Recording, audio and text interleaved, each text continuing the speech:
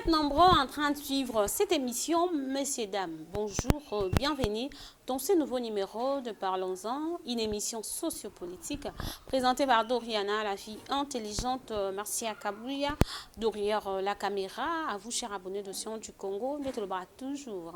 Vous informer, c'est notre devoir. Tokolembate Kosola Nabino, Maimatali, Mbokanabiso, actualité à Kosola. Ils allaient vraiment ébélé. Bon début de semaine à tous nos téléspectateurs, internautes et à Océan du Congo. Vraiment, semaine vous à la scotture branchée, vous ne serez jamais déçus à travers nos émissions.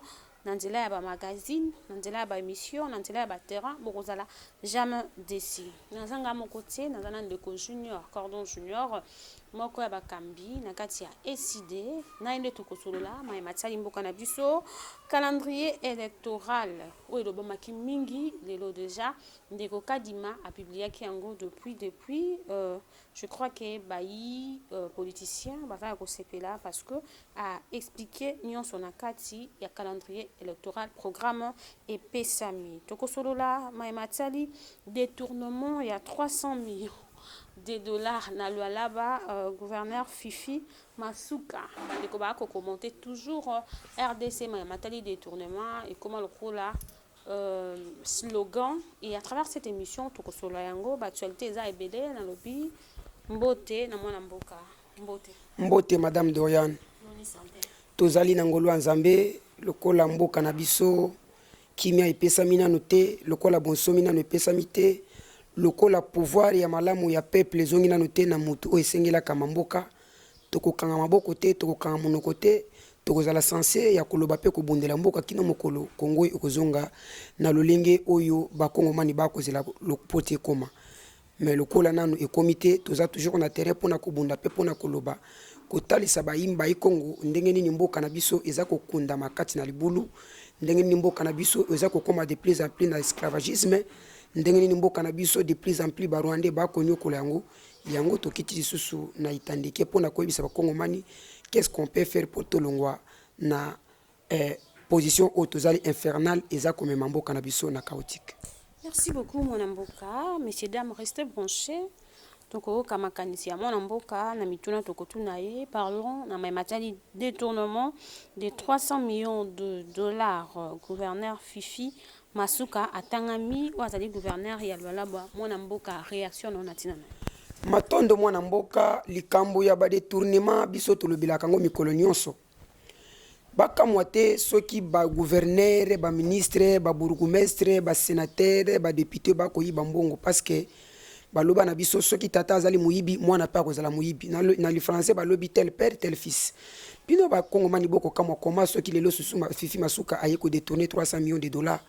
Est-ce que les cambo de tournement et bandi kaka ya maman Fifi Masuka pamba te bali ebele détournement et banda et pas ya moko chilombo o ali mokonzi na bango ye mutu afongola banzela ya kolakisa bango ndenge nini bayibaka président détourner ni mwana mboka te okoloba matali gouverneur a détourné président azali président na bino ngai na chilombo aza président na ngate ata mukolo moko pete na kotikala ko benga chilombo président il n'est pas mon président. Moi je n'avais pas voté mais c'est chilombo comme président de la République azali na parti na ye na mboka na ye chilombo République na ye zalaka Congo te mais c'est chilombo zaka na République démocratique délimitée conduit par son ambassadeur Augustin Kabouya mais chilombo za président République te soki chilombo za président République pourquoi ba détournement ezako sala ma mikolo nyonso chilombo aza premier détourneur mama na ngai so yesinga ke chilombo a détourner ni nakokama parce que ngana yo tozaka na kacha Kishasa to yebi ndeni bambongo ezako bunga to yebi ba programme ba 100 jours awa programme ba 100 jours etambusama kozanga gouvernement membongo ebunga siko tokotuna nani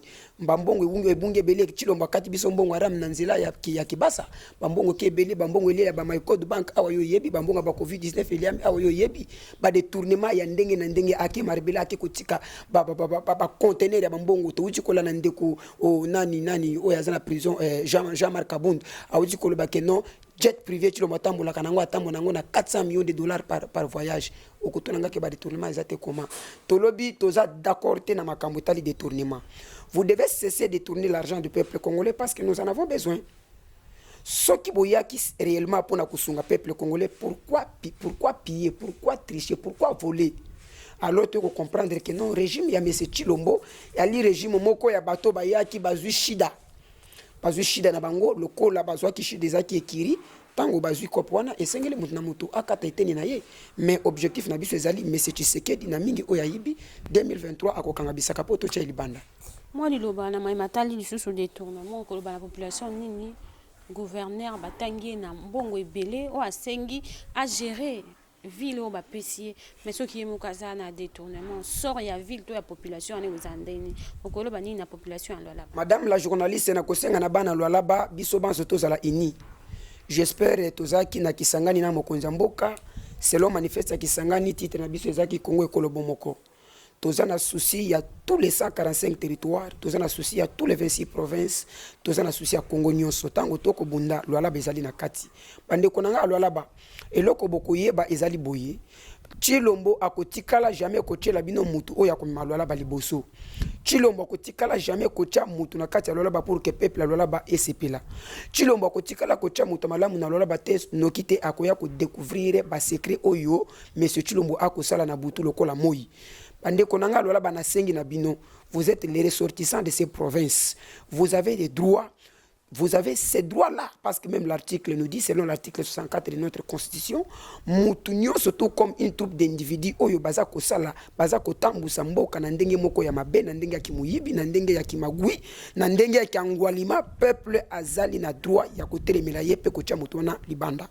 Nasengi Nabino Kenon, avec ces régimes, tozela eloko mokote soki bozali ya solo bana Congo bana Lualaba oyebi pasi ya mboka na biso boyebi pasi ya province ya Lualaba boka mata Fifi Masuka boka mbocha Libanda Fifi Masuka ayaki na mission ya ko détruire Lualaba parce que azali na mokongo ya monsieur Chilombo ba secret belé ezali wana auto ko découvrir na miso batu te mais na lobi yango na kimokolo ke non Fifi Masuka ayaki na mission c'est parce que na kosenga na bino bozala prudent po mboka na biso ekomi déjà na kao bosala ba marche bo bimisaye akende ceux qui ezaki likambo ya kati ya Congo mobimba nous on allait faire aussi les marches contre maman Fifi Masuka azala libanda loko les affaires provinciales na sengi na bande konanga ya lolaba encore ça provincial du moins pour réagir ça mais réaction na biso nyonso yango ndenge na kopesa mot d'ordre on a copié ces alipes réactions ils alipes kobundela kati na mboka lolaba parce que nazali kongomani nazape mwana lolaba yango na sengi na bango babenga na mwasi wana atele masu wana te parce que akoya kosilisa nyonso oyo izana kati ya lolaba. Merci beaucoup mon mboka toujours continuer na mission na biso de bien été président ont été nommé ba bourgmestre topé mara côté ba bourgmestre to kolanda na nos réactions ya bande kwa IDPS et to kozonga tout juste après ba nomination ndenge ni populaire ba IDPS ba réagir et to kozonga tout juste après pendant retour na makanti ya mwana mboka tolanda. Merci beaucoup na balandi nanga nyonso monde mobimba o balanda ka Gilles Munyere bande konanga passe na mawa na kote la ki prison na biloko oyo zila yokaka te zila fingaka zila salaka boy na lobi no Etienne Tshisekedi wa Mulumba atikaki boulangerie alobi boulangerie oyo mwana nyonso azwaka lipa na ye chaque tongo lipa na ye batieli ye manteke ebele lelo tozomona bato babundaki kera 40-45 to se retrouver te Broueti biso ba Broueti les parlementaires debout na loba boseki ngai bondimi na kota prison Broueti tongi ememi zelo Broueti ememi mabanga Broueti ememi ba barre de fer ezobenda kaka Broueti ememi zelo Broueti tongi ndako mulai ndako a 58 niveau bamusu bazana sommet bamusu na katikati bamusu na se sikoyo ngai Broueti Gilles nazolala ka libanda nani akomema Broueti oyo apakola ngota rui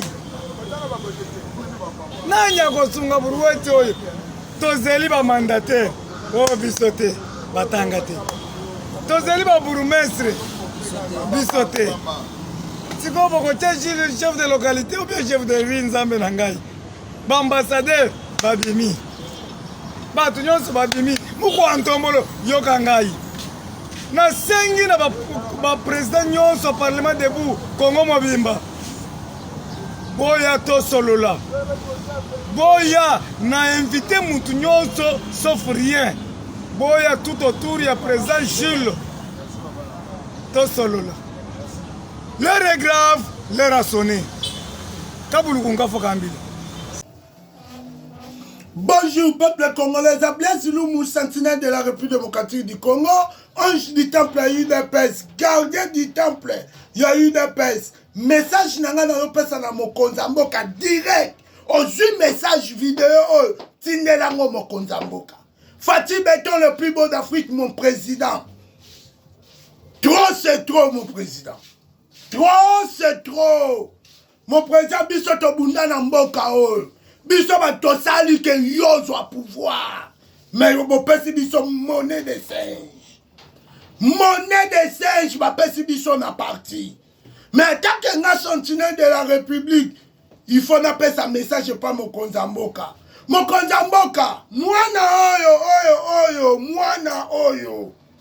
Oya uchi mboka, sali ba fantika diembeli na mutuka. Mokonza Mboka boyambiye. Mais biso batu topesa vie na biso. Biso batu ba viola biso na pouvoir oyo. Toza ne lo côté monnaie de singe. Nanu tomona yo te pote biso ba doléance na biso. Ah, ça fait mal. Ça fait très mal. Ba nomination ngonyo te sili. Biso ba tobunda tobimite. Toboma nani? Mais tobunda na mboka oyo. Topesa bo jeunesse na biso na mboka oyo. Po yo fanda leo na pouvoir. Tosali trop na mboka oyo, mais toza lifuta te. Mokonza mboka. Eloko nini ezoleka tosala nini biso ba combattant po tokoma bourreti ya boye. Tosala nini na quartier toujours humiliation. Babunda eloko nini basala. Bakoma qualifier biso batu lokola ya papa palu. Tant kizenga zaka premier ministre basomela bango ba pousse. Mais biso ta ba vélo tosala ngote. Mais bazo critiquer biso tous les jours na ba quartier. Mais to pesa vie na biso. To défendara mukwa tombolo Fatih Beton. To défendara mboka na biso. To défendara parti na biso. Quelle monnaie de singe. Mokonza mboka. Il faut une solution pour na ba combattant. Il faut une solution pour na ba président parlement debout. To koko sa ba bourreti te. Bourreti tongi ndako ememi zel, ememi ciment, ememi caillasse, ememi barre de fer. 60 niveaux. Botiki bourreti pour la libanda. Ne biso ba combattant. Ba bourreti oyo. Otie ba ministre a eu de pèse. Ba kiparata ba combattant baza na misala te. Ba koma ko benga biso lokwa bambwa. Na yope mu kwa tombolo Fatih Beton. Président na biso. Eza pasi mingi. Merci. Merci beaucoup Moïse pour na ba image mwana mboka tomoni ba IDPS Gilles Monire, Blaise Lumbu, tomoni réaction na bango par rapport à la nomination au président Tiko Sala, même na kati ya ba province, même na Kinshasa, ba beaucoup de gens ont félicité le président de la République par rapport à yango bato basala ki kala, ba umela ba beta ba 20 ans na poste, ba longwe tomoni ba na ba 28 ans na Kasavubu, ba zui ba poste ya ba bourgmestre pena lemba bourgmestre batu ba sepeli bourgmestre longwe mais population est sepeli pour wana suka na bourgmestre réaction les années tomona bande quoi il est très fâché parce que ba mimonité na ba liste wana étant que mon mboka na mai au président pe asali je crois que pour féliciter. Merci beaucoup madame Dorian nalinga mituna boye pona ko manyolango malamu yo omona na wapi na ndako basali fete bana basilika ndako nyoso soki fete ezali esengelaka bana bazana esengo soki omoni ndako wana basali fete bana basepelite cela veut dire fete wana eza pona bana ndako te na uti kolobango madame la journaliste monsieur Tshisekedi n'était pas venu pour le Congolais monsieur Tshilombo est venu servir mission ya bato o batindaki ye yango na kosenga na bandeko ya IDPS il est encore temps ya kolungwa na ba théâtre wana. Tout ce que M. Tshisekedi est en train de faire, ce sont des théâtralisations. Wana nyonso wana eko produire biso ni lokote. Wana mboka.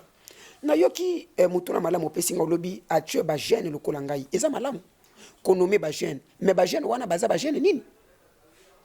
eza kaka mwana ya neti ndeko oyo bati na bourgmestre ya Kasavubu mwana ya Godempoi tata na ye en président ya assemblée provinciale mwana bourgmestre yebisa biso bandeko mosusu o bazana sima bakozwa musala mokoni ezali mission ya batu na ucho biso ke ekiri ya Chilombo ezali ko ekiri ya football o ezanga président baki bazui coupe mbongo bakopapa na kana nzela c'est-à-dire bato nyonso baza kozwa ba posa misala et pas monsieur Chilombo ezali batu o yazaka na bango coupe banda Nairobi baki na Rwanda bakoti Uganda baye na Burundi tindenge baye kokota ba M23 yango na yebisi yo akokokisa te kosala mutu moko na poste pendant 5 ans parce que baze belé akotika yo oye ozui 3 ans ou bien une année et demie oyibi olungwe muswaye azui oye aye ayibi ndenge na wuti koyebisa yo na makambo etali bourgmestre ya Lualaba c'est-à-dire oyo pe ako remplacer wana pe aye akoche wana pe po ayiba kino mandat na bango kende kosila après bakanga bisaka bakindi tozela eloko te na ba nomination mais c'est Chilombo ko sala et ko produire biso ne eloko moko te batu oya che wana baza batu pona so ya peuple te baza baye ko servir monsieur Chilombo comme ça bayiba mutu na mutu akamata liboke na ye soki mandat na bango esili bakokende baye ko s'enrichir ndenge ndeko Jean-Marc Kabuna zongi so aloba ke non ezali régime ya ba jouisseur tozelelo comme côté soki omoni mutu asepeli pona nomination ya ba bourgmestre cela veut dire azar rwandais za congolais te parce que loko moko te ekomba biso liboso na côté il y a aussi des bourgmestres qui va travailler bien te eza na bourgmestre moko te asali musala na kati ya ville province ya Kinshasa soko tamboli na tous les communes ya Kinshasa eza salité eza na commune moko te na Kinshasa okoyebisa ki eza bien net commune soki oke même na Gombe bafule ezali oke na Gombe tana ba caniveau salité na salité yebisanga commune nini oyo bourgmestre moko asali na kati ya commune tokobetre maboko ezali te yango na yebiso ke monsieur Chilombo akotikala jamais économie muto akokisa 5 ans parce que eza mission bapesa ki bango eza shida nde na uti koyebisa yo ba o ba yepe bakoyiba tango bakoyiba soki esili bako remplacer pe mission afato ke élection donc c'est un peu ça to zelate batu pe sepelate pour na ba nomination ya monsieur Chilombo abandi économie lelo te monsieur Chilombo bana na économie ba premier ministre oya ye asali malamu te oya ye asali malamu te lelo to komi na 40e premier ministre ba assemblée générale na sénat banini nyoso tout est-ce que to mona iloko ndeto ya ko mona iloko na ba bourgmestre mama nanga yezala kate mama nanga. Merci beaucoup mon mboka wana jeni makanchi mon mboka par rapport à la nomination à ba bourgmestre to kende côté à calendrier électoral et bimi population to baï politicien to ke non la population te baï politicien baloba ki mingi. Même le président, lors il y a interview na TV5, maintenant quelques questions à l'objet élection en Kozala. Et aujourd'hui, calendrier électoral et bimi, batel sibisopé, date, je crois, à partir le 25, le 20 décembre. Le 20 décembre, enrôlement et Zobanda, mon amboka réaction nini par rapport à Madame la journaliste, élection ezali objectif na biso ba congolais. Nazoya, na sepeli teme nazoya. Élection ezali objectif na biso ba congolais. Normalement, c'est la constitution de notre pays. Ibe kwambo ke lobi na biso après 5 ans il y a mandat, il y a président de la République. Le président de la République est obligé de ramener le peuple aux élections. Ça c'est de 1. De 2. Après 5 ans il y a mandat et sengeli ba organiser l'élection na ndenge moko oyo peuple akosepila. Mais selon le calendrier Oyo, M. Kadima a publié les biso. Nous avons 26 provinces dans Katiambo Kanabiso. Mais Babimisi, 19 provinces. Dis-moi, 7 provinces, on a écarté pour quelle raison? Non, peuple, il faut tout réfléchir bien. Tous à la biso. Nous avons 26 provinces dans Katiambo Kanabiso. Aujourd'hui, là, M. Kadima vient de publier le calendrier électoral avec 19 provinces. Où sont d'autres 7 provinces? Cela veut dire 7 provinces de Rwanda. 7 provinces de Rwanda. Parce que l'élection faut et salama na etandi yamboka mobimba. Individu nyonso azwa asa l'élection. Le loba bimiseli biso calendrier électoral na 19 provinces. Avant to kene ba calendrier électoral, avant to kene élection et le peuple a s'arroler. C'est-à-dire 7 provinces wana moyeba s'arroler ezati. D'office ba komi ba rwandais. Tu vois comment ces messieurs nous amener na place où nous avons dit que notre Chilombo tiki biso pena toza ki na libulu ya 10 mètres, Chilombo komi biso na libulu ya 150 mètres. Et puis, j'invite la population d'être vigilant. J'espère le prêtre catholique a bengisi biso pona marche à dimanche le 4. Moi je serai le premier yakobima na barbala. Na kosenga na marche wana. Ba prêtre catholique ba senga ngo pacifique biso to changer système. Parce que ceux qui tozola la maki mboki zokinde. Ceux qui tozotala mboki keyi. Le loboye 19 provinces bazon s'enrôler. 7 provinces bako s'enrôler te. Toko bien bango congolais par rapport à quoi? Yango na ebisio que non, nous ne sommes pas d'accord. To yebisi monsieur Kadima. A yebisa président na ye Chilombo. À l'immédiat dans une semaine, cette province wana ezonga na calendrier électoral. Mutu nyonso oya bengami congolais parce que tulobaki Congo na biso ekoki jamais ko katana ceux qui nous toza en vie. Et puis aujourd'hui là, Kadima a eu audacité, il a publié 19 provinces à Katitala Kabakata 9 provinces, tout un pays. Wana za autre raison. C'est ce que le président Martin Fayulu avait dit. Parce que même la constitution de notre pays nous dit Moutou Oyako pesa même 1 centimètre na pays Moussousou a sali haute trahison contre la nation. Et puis il avait dû déterminer que moi, le président élu Martin Fayulu, j'accuse M. Félix Tshisekedi à la haute trahison contre la nation. Tshisekedi est venu avec une mission de balkaniser notre pays et il a accompli ça. A Kokisiango, Talandenga Kati, cette province, Moyeba Kinarolma, ezalité. Yango na yebisi yo na yokipe mwana mboka Adolphe Muzito pe awutiko bimisa pe makantia malamu a rejeté pe calendrier électoral wana, c'est-à-dire les calendrier moko bafoué. Nous ne devons pas être contents de ça. Et puis nous exigeons à M. Tshisekedi oyo ya loba asinaki na ba batu na wana, ça nous engage pas. Biso tokoloba na ye na 2023 na mois de décembre tokeke na élection mais avec tous les 26 provinces. Okay. Yango tolobi boye peuple congolais église catholique ba bengisi marche biso ba politique nous sommes d'accord de ça ndenge na uti koyebisa yo moi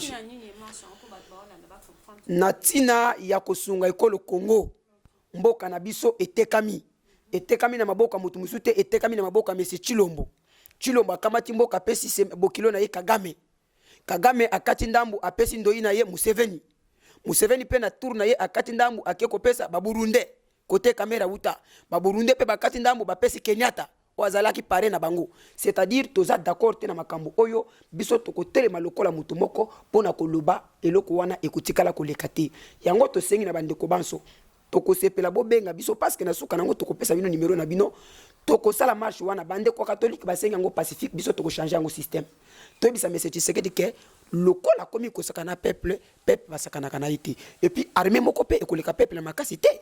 Madame la journaliste omona ki koya ya mokonzi mboka le président Eli Martin Fayulu ndenge ba maltraiter peuple congolais. Moi qui vous parle jusque ba botolanga même chemise maman Eugénie Zalando atindelanga yi montre maman Chantal Fade na pesa ngai ba policier ba ye ba longolinga chemise na toto na tika na single bazu montre ba kinango téléphone kuto ba weleli bazo petera makofi nga moko moko téléphone na otala bon yebisanga mboka mboka nini siko biloko boito betango maboko. Non, nous ne sommes pas d'accord. Biso toko sala marche wana ekoza la marche moko ya mulili. Toko sala marche wana toko kota partout. Toko kota partout. Donc eza la marche moko ya zone rouge. O ekoya eya. On n'a pas d'accord de tout ce que M. Tshisekedi est en train de faire parce que tu constates que non a commis ennemi à peuple. Et Tshisekedi a commis ennemi juré à peuple. Tshisekedi a commis ennemi juré plus que Satan à peuple congolais. Alors on a invité le peuple congolais tokozalawana ebele na sala nazo ça déjà ba mobilisation na ba na ndenge nga na sala ka musala na ngai nazo tambola na ba commune oyo ekosenga que non to pesa poids pour que to brûler quelques parties mboke sangwe panzana Tshisekedi a changé discours. Merci beaucoup. Nous continuons avec cette émission. Avant tout, ce qui est émission Nabiso, Tomoni et Maïmatali cessé le fait au président de la République, à Kendaki mini sommet, il fallait M23 à réquiler et puis il y a eu aussi armée étrangère pour la zone tampon Monamboka par rapport à Nango, tout ça qui peut être d'accord au Solana, Tomoni va publier un peu partout, Monamboka Moka Lobby, zone tampon, tu as dit c'est ça aussi. La balkanisation de la RDC. Madame la journaliste, ngai na lobaka makambo na briefing na kolobile eloko moko muto aza discernement a discerner na ba faso ebele. Monsieur, je viens de le dire ici que M. Tshisekedi était venu avec une mission de partager notre pays. Yango na uti ko ibiso yo raison apesi biso apesi abibisa officiellement au moni na calendrier électoral ba couper 7 provinces. Ezate na cartographie électorale na biso Congo. C'est-à-dire batona bazasu ba congolais te cette province on les a sous na kata Congo te Tshisekedi apesi yango déjà na bapaya selon mission na ye. Tshisekedi azo banga soki aboyi kopesa Kagame mabele Kagame akoboma ye. Yango na sengi na ministre Sommet à Luanda, madame la journaliste. Tous a quand même un analyste pour l'analyse malamu pour toyiba qu'est-ce qui se passe. Ba bengi si Kagame na Museveni na Tshilombo bakini na Luanda. Est-ce que Kagame akendaki? Et puis na munoko Kagame, qu'est-ce que Kagame a dit? Je ne reconnais pas les M23 qu'ils sont des Rwandais. Les M23 sont les Congolais. Selon porte-parole na bango Willy Ngoma. Alobaka ngai porte-parole M23 naza congolais puis naza membre ya IDPS. Biso ba M23 to sala 14 jours na kata Kinshasa logé par M. Tshilombo. Le loboye yo za kolobaka non bob bimisa M23 kindi. M23 ngo bako bimisa ngo ndenge nini? Entre autres yo sala bakor ndeko nangai. Omona nanu wapi congolais abundisa Congo. Omona nanu wapi congolais abotola mabele ya Congo ngai lokonde na zabu na congolais na kobotola mabele ya Congo pona komisa ngoni. C'est-à-dire mutu nyonso oyo azobundisa Congo po azo itene mabele aza congolais te. Mais c'est Tshisekedi Tshilombo azaka na bakor sanguinaire. Il a des accords ya makila na Barwandais. Mais c'est Tshilombo alala kana Barwandais. Mais c'est Tshilombo conseiller na ye wana etondi na Barwandais. Mais c'est Tshilombo ordre ya sala kayutaka Rwanda. Yebisanga est-ce que monsieur Tshilombo akozala na capacité akoza pas na pouvoir on a kolobaki non je combats le Rwanda en aucun jour. Le lorsque qui monsieur Tshilombo comme koluka bakor mais monsieur Tshisekedi vient de le dire ici na 77e sommet et assemblée générale il y a Nations Unies. Il a très bien parlé que mon pays est agressé par un pays bien connu. Et il a déterminé le pays en question, c'est le Rwanda. Maintenant, toi, ton pays est agressé par le Rwanda. Pour combattre ces pays, vous avez peur de quoi? Aïbi Malamouke, j'étais envoyé par les Rwandais, j'ai fait l'émission des Rwandais, je ne peux pas trahir le Rwanda. Yami Balé. Diplomatie aussi, peut-être c'est une manière où le président a ça pour que trouve Kimia Kaka Nangamwa. Diplomatie est aussi maté parce que diplomatie, ma diplomatie, c'est le Kakala. Tant diplomatie, le Kakala. Yo sali diplomatie après comme une négociation diplomatie on est simito échoué. Voilà. Yango to sengi monsieur Tshilombo akei na Luanda. Au lieu à tenir ba propos en tant que président de la République, Tshilombo ketangisa ma mislo kwa mwana mwasi. Tshilombo alobi non fobo tika kaka bongo makambo ane sila soki makambo ane silite na kozanga discours ko pesa liboso a peuple bino bobo mamoto to sa lokola makambo sili après to kene élection parce que kokoma lokola moi raison nanga ya kosala la campagne liboso a peuple ya kopesa bilan nanga liboso a peuple mais M23 wana basali système nini yokanga. On a envoyé les militaires ougandais ici. Or nous savons que ba ougandais ba boma ba congolais toleka na ba tribunal pénal international na Uganda bakatela Uganda dédommagé biso 10 milliards de dollars 300 millions ye muto azwaki achango na ba poche na ye lelo ke ko kamata même basola wana basala criminalité na kati mboka na biso omema wango wana ko makimia ya mibale M23 wana oza koyoka mama bakolongola teni epa ya kokende ezalité bakolata bango ba teni mususu après quelques jours bakozoka suna guerre ya misato soki oyebisinga ke kini ekoti na kati ya este guerre ekoti bunagana eza récupéré Ruchuru eza récupéré Kiwanja eza récupéré Ruwenzori eza récupéré. Aujourd'hui là on vient de récupérer encore 3 localités. Dis-moi encore. Mais selon les accords Ndenge Toyokaki jusqu'au 27 il y a mois de novembre et Sengeli bandeko 23 batika bisika o bakanga ya mboka na biso quoi. Madame la journaliste, quand on dit que cessez les faits, et puis bah ça 48 heures. 48 heures déjà bané les cas qui ont déjà 48 heures moussous. Bati Kimboka siko ba localité on les a fermé pourquoi? Cela veut dire Tshilombo a commis comme mabiso na ba distraction moko pire et simple. Jusque là notre pays n'est pas encore en paix. Nous voulons que notre pays soit stable et zanakimi amalamu pour que le peuple congolais a sentir que je suis au Congo. je suis né congolais, je suis dans mon pays, je suis libre et je suis en train de cultiver la démocratie de mon pays. C'est ce que nous demandons. Mais yo yebisinga que non, basengi cesser les faits, lelo bunaga neza maboko ba Rwandais, Ruchuru neza maboko ba Rwandais, Kiwanja neza maboko na ba Rwandais, Ruwenzori na ba Rwandais, Goma attaquer menacer même. Oh yebisanga que non, bakoti kimia on ekoti na ndengeni. Batindi ba soda Ugandais po ba ya ko bundela mboka na biso ba bi que non, nous sommes venus sécuriser l'aéroport de Goma et puis d'autres pays et puis d'autres territoires. Awa sikoyo oza komona ke non makambo zo mama yoka na bisayo. Lelo Chilombo ye wana zo kende su Kenya. Nzoka nde kamera beta bor wana kamera ndoki Kombo ba pesa ki coach wana lelo pena imona ke non kamera za ki coach abato IDPS et puis a coach Chilombo. Kamera là s'est proclamé candidat. Et puis a yebisi Tshisekedi bazonga ti na Kenya. A obligé ye 2023 kamera candidat Chilombo soutenir kamera. Tala kop bayira kibiso yango mona ki Kenyatta yakiawa akokota boye akoti boye ti akonduire bango bakena ministre me Luanda eloko moko tomoni ezate biso na Congo kimia ekokota balinga te na Congo tokota kimia biso moko ba congolais. Nous sommes encore jeunes, nous avons la force, nous avons l'intelligence otokoki ko appliquer pour que mboka na biso ekota na kimia. Lokola mikolo tozaki na maboko ya occidentaux, tozaki ba pays na biso ezaki conduit par ba français, par ba américain, par ba belge. To komi siko ko comprendre que oui, biso soki tozaki konyo comme c'est parce que pays na biso ezaki na maboko ya occidentaux. Awa siko to telemi na ki patriotisme nyoso. Ya koloba ke cette fois-ci Congo faut ezonga na maboko ba congolais ndenge bandeko na biso Mali basalaki babengana ki ba français lelo Mali ezu kimia biso pe tokosala ngo pour que Congo na biso ezwa kimia. Merci beaucoup mon mboka tokomi na suka o tokotanga okotia okopesa makanisi na yo pona to sukisa candidat président de la République Jean-Pierre Lisanga Bonganga annonce la création d'une méga plateforme de Tshisekedi. On a Jean-Pierre Lisanga Bonganga mwana mboka tokomi na suka makanisi na yo par rapport à maito tangi pe moi liloba na baimboka banso ba rotwa libako ya kolanda zongela na message wana. Candidat président de la République Jean-Pierre Lisanga Bonganga annonce la création d'une méga plateforme de Tshisekedi. Merci mwana mboka. Nous sommes dans la démocratie. Tout le monde est libre. Ya kosala oya lingi. Mais le seul muto akataka makambo za peuple. Soki ndeko Lisanga Bonganga lobi ke non akoza candidat.